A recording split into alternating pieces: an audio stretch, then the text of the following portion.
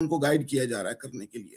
पंजाब की education base को बिल्कुल खत्म करने का जो प्लान है उसके सबूत हम देंगे आपको, मगर अभी हंगामा और चीजों का चल रहा है, वो आपको सबूत देंगे, वो लोग दिखाएंगे, वो डॉक्यूमेंटेशन दिखाएंगे जिसमें उन्होंने पंजाब की अगले 500 साल की उन्होंने जड़ जो है ना काट देनी है कि यहां से अकल तैयार होकर नहीं आ सकेंगे, यहां मिलिटेंट आएंगे यहां से। बिल्कुल ठीक, इसमें कुछ शक नहीं। ये बड़ा सोचने वाला पॉइंट है। खान साहब आप बिल्कुल बजा फरमा रहे हैं। खान साहब मैं ना आप तीनों का एक कमेंट, क्योंकि हमारे प्रोग्राम का अब ये तकरीबन जीत जो है वो कंफर्म हो चुकी है, हमारे प्रोग्राम का दुरानिया भी तकरीबन।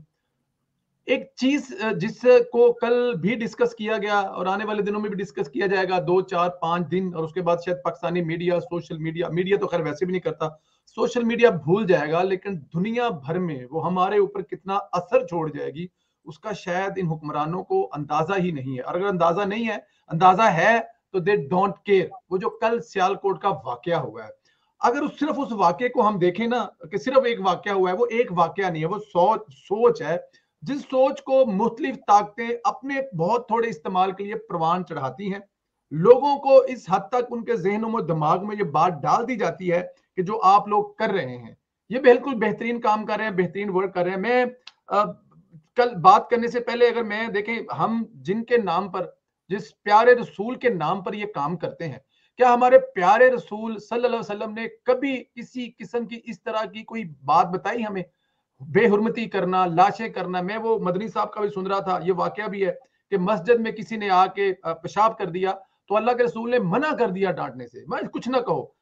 पानी मंगवाया, अपने हाथ से सताया होगा, उसको बताया कि ये मस्जिद है, नमाज की जगह है, तहारत की जगह, वो सामने है। वो बंदा अखलाक से मुतासर होकर मुसलमान हो गया। ऐसे मुसलमान हुए थे अखलाक से। झूठ के बारे में आप देखें, हमारी पूरी की पूरी कौम झूठ पे लगी हुई है। अल्लाह के रसूल पर जब ईमान लाया गया था तो मुझे जरा बताएं खास वजह क्या थी? या क्या ये थी कि वो कुरैश से, क्या वो ये थे उनके दादा बड़े ग्रेट थे या वालिद बड़े ग्रेट थे? बहुत बड़ी रीजन ये थी कि 40 साल की उम्र में उन्होंने अपने पूरे इलाके में किसी एक बंदे के पास ऐसी गवाही नहीं थी कि अल्लाह के रसूल ने झूठ बोला हो। उनके अखलाक की वजह से, झूठ की वजह से उन पर इतबार किया और नबूवत का जो दावा किया तो लोगों ने एक्सेप्ट करना शुरू कर दिया। और हम लोग किस तरफ चल पड़े हुए हैं, क्या किस तरफ जा रहे हैं? मैं आपको एक तस्वीर दिखाना चाहता हूं और फिर मैं आपको बताना एक्चुअली इसमें ये चाहता हूं कि सिर्फ 2 4 लोगों को जिन्होंने वो वाकया किया उनको कसूरवार करार देना चाहिए। देखिए, ये आज के इलेक्शन का एक पोस्टर है जो मैं आपकी स्क्रीन पे दिखा रहा हूं। इस पोस्टर को मैं आपको जरा थोड़ा सा नजदीक भी करके दिखाऊंगा। मुझे देखिए, जब हम लोग ये कुछ करेंगे, मुजाहिदे खत्म नबूवत शहीद जुल्फकार अली भुट्टो लब्बैक या रसूल अल्लाह, इसमें कुछ गलत नहीं है, ये सारा कुछ ठीक है, बिल्कुल ऐसे कैसा है, लब्बैक या रसूल अल्लाह भी ठीक है, मुजाहिदे खत्म नबूवत भी ठीक है। लेकिन फिर आप क्या एक्सेप्ट करेंगे उस अवाम से जब उनको ये बताएंगे कि भुट्टो साहब ने भी ये किया था, फलां ने भी ये किया था, फलां ने भी ये किया था, थोड़े से इस्तेमाल के लिए। राजा साहब आपसे शुरू कर लेते हैं, बल्कि अरशद साहब से शुरू कर लेते हैं। अरशद साहब काफी, अर्शद साहब क्या कहते हैं सर, आप किस तरफ लेके जा रहे हैं हम अपने थोड़े बहुत फायदे के लिए, वक्ती फायदे के लिए अपनी नेशन को, कौम को, और पूरी दुनिया में मैसेज क्या दे रहे हैं? यूरोपियन यूनियन का आज का बयान जो है वो आ चुका है कल के वाकये पे। सर देखें, ये सारे जो है ना ये एक पेज पर हैं और एक बड़ी तरतीब के साथ जो उनसे ना ये लब्बैक या रसूलुल्लाह, मुजाहिद खत्म नबूवत, शहीद जुल्फकार अली भुट्टो, अब अगर देखें तो उनके ऊपर तो जो इल्जामात लगते थे मैं अपने मुंह से भी नहीं दोहराना चाहता। तो ये किस तरीके से, ये एक किस प्रेशर के अंदर आके इन्होंने ये नारे उठाए हैं, तो ये तकलीफ दे बात है। एक तरफ ये बात कर रहे हैं, आप मुझे बताएं कि इख्तलाफ हर जगह पे किया जा सकता है, लेकिन इस जगह तो नहीं। ये लब्बैक या रसूलुल्लाह के नारे और नीचे ये नोट बांट रहे हैं, एक नहीं, दो नहीं, दर्जनों के हिसाब से गवाहियां। ये मसीही बिरादरी के अंदर इन्होंने क्या किया। और एक तरफ पीटीआई ने झगड़ा निकाला कि उनको इस काबिल नहीं छोड़ा कि वो रोटी के भी मोहताज हो गए, और दूसरी तरफ ये नोटों की दथियां लेकर बैठे और फिर ये भी कहते रहे कि जनाब वापसी पे आपको इतने भी पैसे मिलेंगे। यानी कि इस हद तक जो है ना लोगों को प्रेशराइज करके और उनको ये रिश्वतें दी गई। और नाम किसका ले रहे हैं, किस हस्ती के नाम को ये साथ जोड़ रहे हैं। और अगर आप देखें तो इमरान खान किस एजेंडे पर आया, एक तरफ कहते हैं कि मैं रियासत मदीना बना रहा हूं, और वो शख्स जिसकी एक नाजायज बेटी भी मौजूद है वो रियासत मदीना बना रहा है, नौजुबिल्ला। और फिर झूठ बोलते हैं, दरूद पढ़ के झूठ बोलते हैं और हर जगह पे झूठ बोलते हैं, और फिर ये कहते हैं कि थूक कर चाटना, यू टर्न लेना, ये बहुत बड़े लीडर की निशानी है। तो ये एक तकलीफ दे बात है। और पीपल्स पार्टी ये जो कर रही है, इससे जो मर्जी कर लें, मामला 2-4 दिनों का नहीं है। ये एक बहुत बड़ा जो सा है ना, एक आप कह लें कि ज़हनी सतह के ऊपर पाकिस्तान में इनकलाब आया है। ये कुछ तब्दीली जो सी है ना, ये तब्दीली अब इनके गले पड़ने वाली है।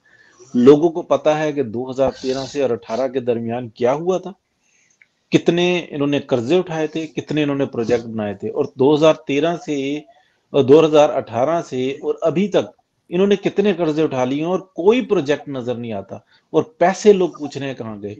यानी कि पिछले दौर के अंदर 70 साल के अंदर ये था कि गैस की लोड शेडिंग इतनी होगी, बिजली की लोड शेडिंग इतनी होगी, और इस वक्त ये सूरत हाल है कि 3 टाइम आपको गैस मिलेगी कि आप रोटी बना लो। तो ये सब कुछ जो है ना सीधा नहीं होने वाला। ये अगला जो जनरल इलेक्शन होगा ना, इसके अंदर शायद कि ये बात कही जाती है ना कि खंबे पे टिकट लगाया तो वो भी जीत जाएगा। सूरत हाल तो ऐसी लग रही है कि अगर कोई मध्य मुकाबिल खड़ा होगा तो उसको अपने जान के लाले पड़ जाएंगे। बिल्कुल ठीक है, इसमें कोई शक नहीं, ये सोचने का वक्त है। और देखें, अपोजिशन में तो रहते हुए इस पे और भी ज्यादा टाइम मिलता है आपको, और भी ज्यादा चीजें होती हैं। बिल्कुल ठीक है, इसमें कोई शक नहीं है। खान साहब, आप इस पे क्या कहेंगे कि किस तरफ लेके जाया जा रहा है दिमागों को? क्या नजरिया है जिसपे लोगों के दिमाग खराब किए जा रहे हैं और फिर इसके की हरकतें होती हैं, और वो पाकिस्तान के लिए कितने खतरनाक है ये चीज? जी जी बिल्कुल खतरनाक तो इस नलायकी की वजह से। अलबत्ता मैं इस वक्त जो हमारे अहले अकल है, इंतजामी उमूर के लोग हैं, मैं शायद उनसे थोड़ा सा मुखातिब होना चाहता हूँ कि ये कानून आज का नहीं है। ये 1868 और 70 के दरमियान ताजदार हिंद जो है बरतानवी राज ने ये क्रिएट किया था अहले ईमान मुसलमानों के जज्बात की प्रोटेक्शन में। ये याद रखिएगा, ये बहुत कम लोगों को इस बात का मालूम है कि ये कानून अहले ईमान मुसलमान हिंदुस्तानियों के लिए उनके जज्बात को उन नो मुस्लिम लोगों से जो मुसलमान होते थे और फिर वो जब उनको नहीं मिलता था वो जो भी था तो वो वापस हिंदू हो जाते थे, तो उस वक्त वो क्या करते थे, फिर वो गालियां देते थे मुसलमानों को कि तुम्हारा ये और वो। उस जज्बात के मजरू के लिए ये कानून बना। उस वक्त सजा 2 साल थी। इसमें जो शिकें आई हैं सी और ये और बात जितनी भी हैं, ये उसका एक एवोल्यूशनरी प्रोसेस है। इसके अंदर कुरान मजीद और हदीस मुबारका का एक जखीरा मौजूद है, आप उसको देख लें, सारी एम्बिग्विटी खत्म हो जाएगी कि ये असल में अपने आप को महफूज रखना था अगले की बकवास से। जैसे यूरोप में होता है कि एक आदमी ड्रंक है, आप उससे बचें क्योंकि वो आपके गर्दन में आके गिरेगा तो आपको अंदर करेंगे कि तुमने तो ड्रंक नहीं थे ना। इधर भी ये था, मगर इसका दरमियान में पलटा खाया जब ये लोग जिन्होंने इसको तहरीक बनाया, इसके अंदर पैसा इस्तेमाल हुआ और बिजनेस कम्युनिटी ने अचानक देखा कि ये एक बेवकूफों की जमात जो हमने कभी पहले एक्सप्लॉइट नहीं की, इनके आड़ में, इन अच्छे लोगों के आड़ में बुरे लोग क्रिमिनल्स को ले आओ। देखिए रातों रात कैसे एक पूरी तहरीक की लीडरशिप बदल दी बाजवा साहब ने। कोई ऐसे बंदे को ले आए जिसका सियासी खेल का कोई एक्सपीरियंस ही नहीं है। अरशद भाई, वो तो चांद नहीं देख सकता है। अब उनको ला करके उस शाक और जुनूनियों के हवाले कर रहे हैं। जुनून का मतलब यहाँ पे जिसमें जिन होता है, वो बुरा वाला नहीं है। अब ये मैं इंतजामी उमूर के जो हमारे लोग हैं उनको पंजाब की कैफियत की तरफ दिमाग में लड़ाना है। ये इलेक्शंस नहीं लड़ रहे हम लोग इस पूरे खित्ते की बका की एक जंग लड़ेंगे जिसमें food security, economy, labour market और अमन, और फिर इसी से जो हमारी फौज है जिस पूरे खित्ते के अंदर जो मजलूम है वो उसको उम्मीद की नजर से देखता है। यकीन करें, ये आज तक किसी ने बात मीडिया पे नहीं की होगी कि पाकिस्तान फौज को जितने मुसलमान मजलूम है वो इसको उम्मीद की नजर से देखते हैं, मगर इसके ऊपर ताला है। किसका? मुख्तलिफ नस्लों के लोगों का है, अरबों का भी और हमारा भी है, मगर वो देखते जरूर है। याद नहीं है वो राजा फारूक हैदर साहब ने कहा कि कश्मीर में लोग, औरतों ने खिड़कियां दरवाजे खोल के देखा कि शायद फौज आ गई होगी क्योंकि ये तो हमें अब बिल्कुल मारने लग गए। तो ऐसा जो निजाम है इस सारे को डिस्टेबलाइज करना है। और यकीन करें इसमें ये कोई बाहर के लोग नहीं, हमारे अपने लोग हैं, क्योंकि उनको डॉलर मिल रहा है। और उनका बदला निकल रहा है। जितनी कसम परसी फौज में है ना तरक्की के मामले में, आपकी मेहनत सारी को कौन ले जाता है? ऑफिसर। आप सारी जिंदगी उसकी ताबेदारी करें, एक उसको मौका मिल गया शिकायत का तो उसने आपको ऊपर नहीं आने देना। तो जब ये जो लोग हैं ना, यही बदलती हैं, छोटी छोटी बातों के बदले लेते हैं, और एक मेहनती मेहनतकश गरीबों से मोहब्बत करने वाले को अपने लिए बॉस तस्वर करना इनके लिए मुश्किल है। ये कहते हैं कि नहीं जी ये कैसे हो गया। और हमारे तो मसाइल तब तक नहीं खत्म होंगे, अल्लाह तंदुरुस्ती अता फरमाए जो निसार साहब को, वो मेन आर्किटेक्ट है इन सारे मसाइल के, और उनको बिल्कुल परवाह नहीं है। क्यों? दुनिया की कोई हुकूमत आके खुदा ना खासा पाकिस्तान पे कब्जा करे, खुदा ना खासा पाकिस्तान कुछ और नक्शा बन जाए, उनकी रियासत कायम रहेगी। वो उस जमीन के ऊपर पक्के बैठे हैं, इसलिए उनको कोई डर नहीं है। तो तमाम जितने भी साहब सुनते हैं और ऊपर भी एडमिनिस्ट्रेशन भी और लीडर्स भी, उन सब के लिए ये है कि ये मैदान लगेगा ही पंजाब में, और इसके ऊपर अभी से नेज़े निकालनी है, और इस चीज की तरफ ध्यान करें। और अपनी ये जो जीत है आज की ना, इसको भी राजा साहब इधर भी ओवरसीज में भी छोटा फंक्शन हो, मीडिया के जरिए बड़ा करके दिखाओ। यही जीत है, समझ रहे मेरी बात है? इधर तो नहीं, जिस तरह इमरान खान का धरना लाइव दिखाते थे, हमारा मीडिया दिखाता था। हमें दिखाना ये है कि सर हम ऑर्गेनाइज्ड हैं। हमारे एक पुराने कमांडेंट होते थे, वो कहते थे अच्छा बताओ लोकल इलाके पे कैसे धाक बिठाते हैं? तो उसका आंसर होता था फ्लैग मार्च करते हैं। उधर ओ बांदर वाली गाल है ना राजा साहब, वो बांदर पता ना, बांदर को बादशाह बना दिया, तो उसके पास आगे लुमड़ी बनाने का जी है बच्चा बीमार है कुछ कर, वो बांदर कभी एक दरख्त दूजे दरख्त छाल मारे, फिर इधर मारना कुछ, उन्हें कहा मैं लगा आया वहां, कुछ लगा आया वहां, और खान साहब फिर वो इधर से उधर छलांगे, तो आधे घंटे बाद ना कुछ वो मर गया जिसको ले गया, उसने कहा भी वो तो मर गया है, उसने कहा देखो उसको छोड़ो, ये देखो कि मैंने मतलब कि भाग दौड़ कितनी की है। तो सर इस वक्त हमारी भाग दौड़ यही है कि हम अपना रिप्रेजेंटेशन, लोगों के पीटीएसडी का फायदा, मैं स्ट्रेटेजी का आदमी हूं, ठीक है, और मैं बेईमानी का कायल नहीं हूं, क्योंकि स्ट्रेटेजी में इतनी खूबसूरती होती है कि अगला खुद ब खुद आपके हथियार छोड़ दे देता है। मगर स्ट्रेटेजी आती हो ना किसी को, ये डॉलर या रुपए स्ट्रेटेजी नहीं है, ये तो बेईमानी है। इसीलिए फिर नस्लों में जब आती है, बहरहाल मैं लंबी बात नहीं करता, मेरे मोहतरम साथी बैठे हैं जी, और हम जूनियर्स हैं, मगर स्ट्रेटेजी की वजह से हमें ये बात करनी पड़ती है। Thank you. बिल्कुल ठीक बिल्कुल जी। राजा साहब क्या कहेंगे सर आप इस पे, ये क्या ट्रेनिंग कर रहे हैं हम जब से ये शुरू हुई है? पता नहीं, ये तो अभी भुट्टो साहब से शुरू होगी, उनको भी ले आए हैं, लेकिन हम लोग ज्यादा इस पे कहते हैं कि इमरान खान साहब की वो जो धरने वाली तकरीरें हैं, जलाओ गिराओ शेर शीद वाली, खुत्मे नबूवत के सिपाही बहादुर, जान दे दूंगा, कुर्बानी दे दूंगा, सर क्या कहते हैं इस सारे ये जो पढ़ाया लिखाया जा रहा है? तो ये बड़ी बदकिस्मती की बात है। मैंने कल भी इस पे बात की थी कि ये जो सियालकोट में जो इंसिडेंट हुआ है, उसमें अगर आप उसकी फुटेज देखें या उसकी तस्वीर देखें, तो वो जितना क्राउड है ना, वो 99.9% यूथ थी पाकिस्तान की जी। उसमें कोई बड़ी उम्र का आपको बंदा नजर नहीं आता।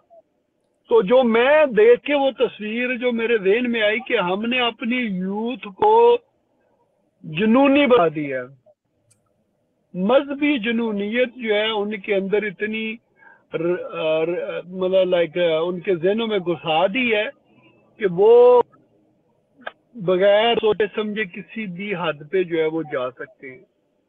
एक चीज तो ये है कि एक यूथ का हिस्सा जो है उसको हमने जुनूनियत की तरफ लगा दिया है, और एक जो हिस्सा था उसको एक नशे के पीछे लगा दिया।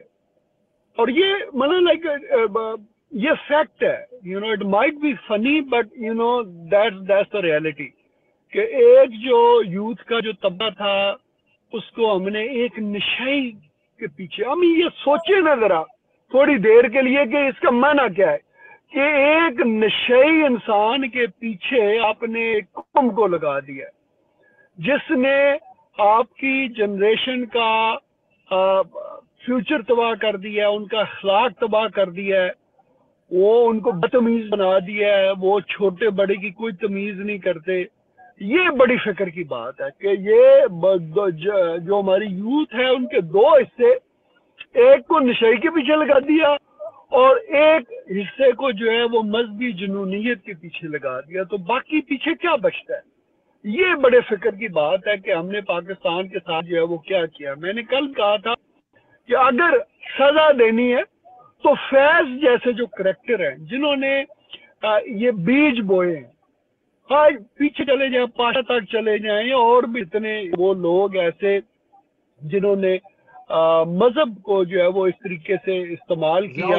और मैं हमेशा कहता हूं कि पाकिस्तान में एक्सट्रीमिज्म जीरो है, ठीक है जी। उसकी मैं मिसाल ये इस तरीके से देता हूं कि जिस वक्त खादिम रिजवी अरेस्ट हुआ, जिस वक्त खादिम रिजवी अरेस्ट हुआ तो एक बंदा भी सड़क पे नहीं निकला, मगर जब उसका बेटा जिसको कोई जानता भी नहीं है उसको अरेस्ट किया तो पूरा मुल्क हो गया। अब ये सोचे ना जरा कि भाई ये बाप से बड़ा लीडर है। इसका मतलब यह है कि जब बाप को अरेस्ट किया तो वो बच्चे नहीं चाहती, उन्होंने किसी को बोला नहीं है कि रोड पे हो, तो एक बंदा भी रोड पे नहीं निकला। और जब एक अननोन बंदे को हीरो बनाना था तो हुक्म दिया कि पूरा पाकिस्तान बंद कर दो, तो बंद कर दिया। यानी कि एक्सट्रीमिज्म जो है वो सिर्फ तब भी होती है जब एस्टेब्लिशमेंट की तरफ से ऑर्डर होता है। इसके अलावा एक्सट्रीमिज्म पाकिस्तान में बिल्कुल नजर नहीं आती। तो ये चीजें हैं, और ये वही है ना, ये जो जत्थे हैं, जब इनका दिल करता है तो इनको माथे पीटते हैं, और जब इनका दिल करता है तो कोई भी इनके सामने बाहर नहीं निकलता, ठीक है जी। तो ये इन्होंने ड्रामे कर करके जो है वो, और आपको याद है आपके प्रोग्राम में शायद मैंने कहा था पहले दिन ये जो अभी रिसेंटली जो है साद रफीक का वो निकला था, साद रफीक मैं कहता हूँ रिजवी का मार्च जब निकला था, तो मैंने कहा था कि ये ड्रामाबाजी है सारे एक पेज पे। और बाद में जो कुछ हुआ, मुफ्ती मुनीब साहब ने कहा जी कि वो नमूसे रसालत तो इस एजेंडे पे ही नहीं था। अगर ये नमूसे रसालत इस एजेंडे पे नहीं था तो फिर निकले क्यों थे, मकसद क्या था? फिर वापस गए, फिर साथ साथ बाहर आए और उनको हार पहनाए गए। तो ये सारे ड्रामेबाजी हैं, सिर्फ मुस्लिम लीग ही उनका टारगेट है। उसको इलेक्शन में जो है कॉम्प्रोमाइज करने की ये हर कोशिश करेंगे। और जाहिर है जब आप इस लेवल पे हो कि आपको पता है कि मियां साहब के अलावा कोई हल नहीं है इस मुल्क का, नवाज शरीफ के अलावा इस मुल्क को कोई उस मतलब इन गंभीर क्राइसिस से निकालने का किसी के पास कोई प्रोग्राम नहीं है। Peoples Party for the time being उसको शायद थोड़ा स्टेबल कर ले हल्का सा, मगर उससे निकाल नहीं पाएगी। निकालने का गुर जो है ना, क्राइसिस से निकालने का गुर जो है वो सिर्फ मियां मोहम्मद नवाज शरीफ के पास है, वो उन्हीं की जरूरत है। अब ये इस तरह के जो हथकंडे इस्तेमाल करते हैं, ये सिर्फ वो जो कहते हैं ना जो निगोशिएशन एक तरह की चल रही होती है, तो हर बंदा जो है ना अपनी अपनी पावर दिखा रहा होता है कि बेहतर तरीके से कहाँ पे कॉम्प्रोमाइज करवाया जाए। तो ये प्रेशर टैक्टिक्स हैं कि अपनी अपनी बात मनवाने का तरीका, मगर अल्टीमेटली इंशाल्लाह ताला मियां नवाज शरीफ का जो बयानिया वही प्रवेल करेगा, उसी से बेहतरी आएगी। और खान साहब से मैं कहूंगा और अरशद साहब से भी, जो मेरा पॉइंट था, ये जो पैसों की लेन देन पे पहले बात हो रही थी ना, जो उसमें मैंने नोट की है कि उन्होंने पैसे का इल्जाम मुस्लिम लीग पे भी लगाया, एक वीडियो लॉन्च की, और पीपल्स पार्टी भी एक वीडियो पैसों के हवाले से बनाई। ये एक मैसेज देने की कोशिश की गई कि ये जो दोनों पॉलिटिकल पार्टीज है ये सिर्फ पैसों दे के वोट खरीदती हैं, लोग इनको वोट नहीं देते। ये जो मेन पॉइंट था मेरा, कि हमने ये देखना है कि जो सियासी पावर्स है, दो ही पाकिस्तान की सियासी पावर्स है, इसमें कोई दूसरी राय नहीं है, या मुस्लिम लीग है या पीपल्स पार्टी है, टू पार्टी जो सिस्टम पहले आ रहा था। तो इनको बदनाम करने की ये कोशिश है, जैसे इन्होंने पहले बदनाम किया कि जरदारी नवाज शरीफ डाकू चोर है। अब जो है वो चलते चलते दोबारा लोगों के ज़हन में ये चीजें डाल रहे हैं कि ये जी देखो जी, ये तो वोट जो है ना ये खरीद लेते हैं, ये बिरयानी की प्लेट पे खरीदते हैं, ये जरदारी साहब जो है वो पैसे दे के वोट दे रहे हैं। हालांकि ये मुमकिन नहीं है। जब हजारों की हिसाब से आपके वोट हो तो फिर हजारों देना जो है ना वो कोई खाला जी का घर नहीं है कि इतना जो है वो कोई बंदा पैसा इन्वेस्ट करे और अंधा पैसा इन्वेस्ट करे, क्योंकि और स्पेशली इस हल्के में जहाँ पे पता भी है कि मुस्लिम लीग की इतनी बड़ी लीड है, उस लीड को कोई कितना कम करेगा? लीड कम कर सकते हैं मगर जीत नहीं सकते। तो ये मेरा चीज था।